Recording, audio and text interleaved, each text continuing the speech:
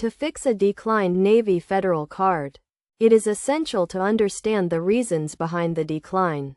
The most common reasons for a declined Navy Federal card include insufficient funds, exceeded credit limit, expired or blocked card, incorrect PIN or security code, and merchant or location restrictions.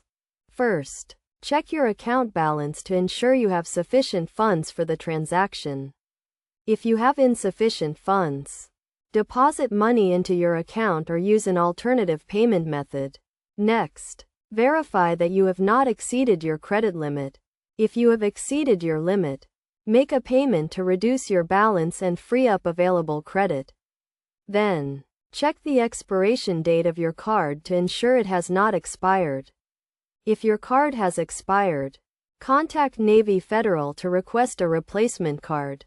Additionally, ensure you are using the correct PIN or security code for your card. If you are unsure of your PIN or security code, reset it by contacting Navy Federal or through their online banking platform. Some merchants or locations may have restrictions on certain types of cards, so try using your card at a different merchant or location. It is also possible that your card has been blocked due to suspicious activity. Contact Navy Federal to verify if your card has been blocked and to request that it be unblocked. To avoid future declines, regularly monitor your account activity, keep your contact information up to date, and notify Navy Federal of any travel plans or large purchases.